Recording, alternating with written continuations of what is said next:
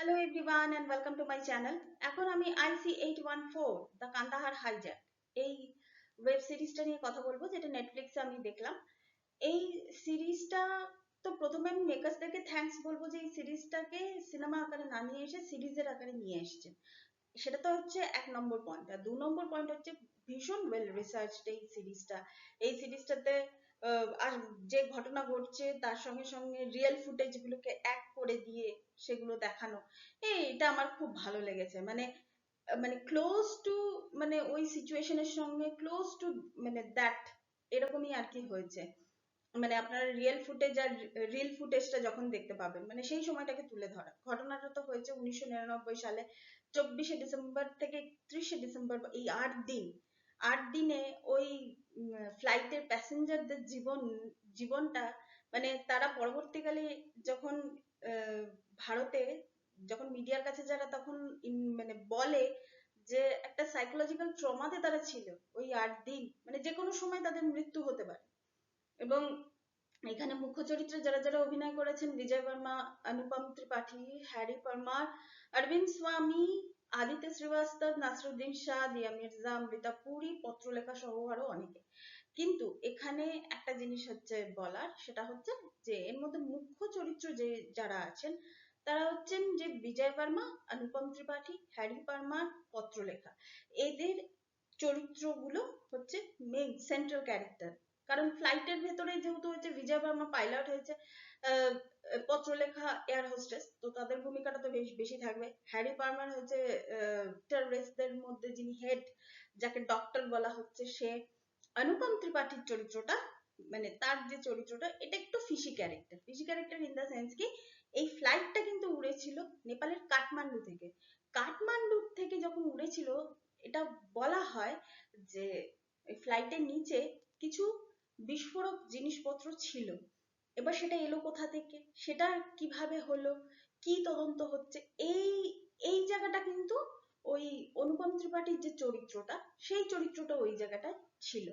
এছাড়া দিয়া মির্জা, অমৃতা পুরীর যে চরিত্রটা, এরা মিডিয়ার দিক থেকে, এখানে অমৃতা পুরীও কিন্তু ওই নেপালে কি ঘটনা ঘটেছে সেটা নিয়ে কিন্তু তারা বেশি এখানে দেখাচ্ছে যে বেশি ইনভলভ ছিল। মানে এখানে কে কে কোন কোন পার্টে, দেখুন, পলিটিশিয়ান আছে, বিউরোক্রেট আছে, মিডিয়া আছে, প্লাস ফ্লাইটে যারা আছে তারা তো আছেই।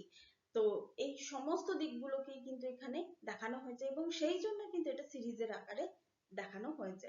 এবং যে যে ধরনের ঘটনা এখানে ঘটেছে, স্ক্রিপ্টেড পুরো সেই সেই জিনিসগুলোই এখানে দেখানো হয়েছে। এখানে কিন্তু কোনো জিনিস অতিরঞ্জিত করে দেখানো হয়নি।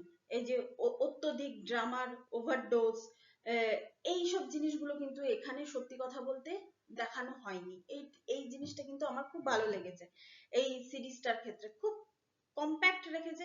6টা এপিসোডের মধ্যে শেষ করেছে। তবে আমার কোথাও মনে হচ্ছিল যে মাঝখানে যখন ওই নেগোসিয়েশন যখন হচ্ছে, নেগোসিয়েশনের পার্টটা কিন্তু আরেকটু ইন্টারেস্টিং হলে না ভালো হতো।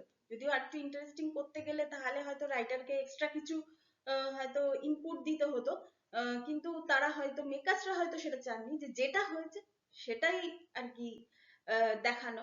যেখানে যে নেগোশিয়েট করছে টেররিস্টদের সঙ্গে, মানে ওই ভূমিকায় যিনি অভিনয় করেছেন না, আমি নামটা আমার মনে পড়ছে না, খুব কমন ফেস, ওই ভূমিকায় যিনি অভিনয় করেছেন, মানে অসাধারণ অসাধারণ। ওই জায়গায় দাঁড়িয়ে, মানে ওই রকম জায়গায় অলরেডি দুজন মারা গেছে, তার মধ্যে ওইরকম জায়গায় দাঁড়িয়ে মানে টেররিস্টদের সঙ্গে ওইরকম অ্যারোগেন্টের সঙ্গে নেগোসিয়েশন করা, তো এটা কিন্তু মানে মানতেই হবে। ওই সময় যে ডায়লগ গুলো বলেছে না, মানে আমি আজকে সিরিজটা বেরিয়েছে আমি তাই ডায়লগ গুলো বলছি না, মানে অসাধারণ হয়েছে এই ডায়লগ গুলো। তো সেই হিসাবে আমি বলবো যে IC814, এই দ্য কান্দাহার হাইজ্যাক, এই সিরিজটা কিন্তু সত্যি ওয়েল রিসার্চড, এবং একদম যা যা ঘটেছে সেই সেই জিনিসগুলোই কিন্তু দেখানো হয়েছে এই সিরিজটার মধ্যে।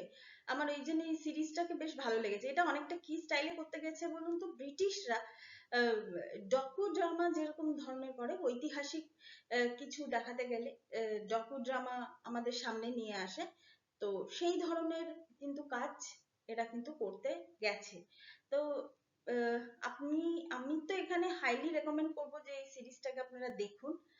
সেই সময়টাকে রিয়েলাইজ করতে পারবেন, সেই ট্রমা জিনিসটাকে আপনারা বুঝতে পারবেন, সেই টেনশনটা বুঝতে পারবেন। কিছু কিছু জায়গায় স্লো মনে হবে, কিন্তু ব্যাপারটা কি বলুন তো, 8 দিন ধরে নেগোসিয়েশন চলেছে, সেই জায়গাটাও আমাদেরকে দেখতে হবে। এখানে কিন্তু মেকার্সরা কোথাও কোনো কার্পণ্য করেনি যে হ্যাঁ ঠিক আছে 8 দিনের জায়গাটা 4 দিন করে দিলাম কি 3 দিন করে দিলাম, না, তাহলে তো স্পিডটা বেড়ে যাবে। ওটা 8 দিন ধরে নেগোসিয়েশন হয়েছে, 8 দিন ধরে প্যাসেঞ্জারদের মধ্যে যে ভয়, সেই জিনিসটা এখানে ভালো করে দেখানো হয়েছে। So thank you so much. That's all. Please keep watching and please subscribe my channel. Till then, goodbye.